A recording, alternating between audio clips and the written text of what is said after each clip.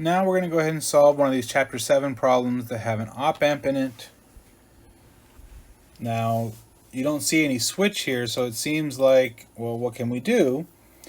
But instead, what they're going to do is they're going to actually give you an initial condition here. So instead of having a switch, we're going to have an initial condition. Still the same kind of a concept here. So let's see, in my circuit here, this is always 0 volts, which means that's always 0 volts. And so if V0 is 4 volts here, then that means V0 of 0 is negative 4 volts. So we get our starting point here. Then we need to see what happens as you go to infinity. So at t equal to infinity here, if you think about what's happening is the capacitor initially has some charge, and it's going to give off that charge and current's going to flow, but eventually it's going to run out. So at infinity, you would have the following circuit here. Resistor, we'd have resistor, and we'd have open.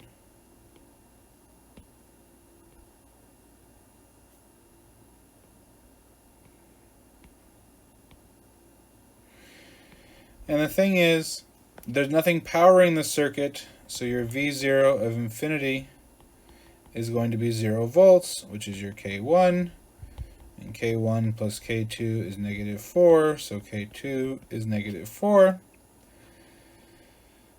Now comes the particularly tricky thing. We need to find our time constant here.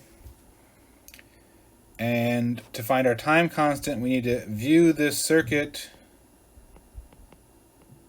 and find the R Thevenin with regards to the capacitor here.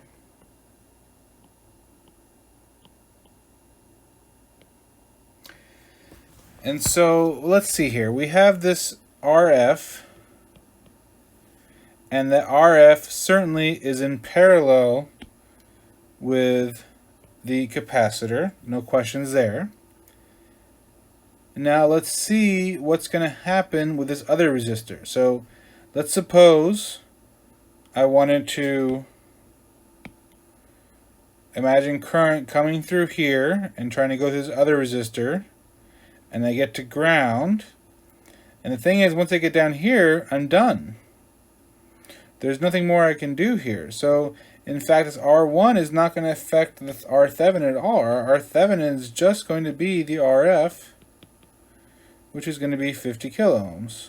So my tau is R Thevenin C is 50 kilo ohms times 10 millifarads. That's going to be 500 seconds.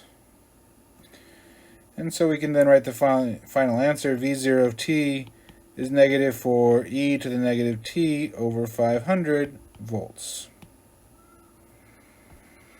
So the ones with the op amps, they look different, they look harder, but they're not really harder. In fact, they save you time by giving you the initial condition, and you don't have to try to figure it out like we've been doing. You don't have to do the 0 minus 0 plus stuff.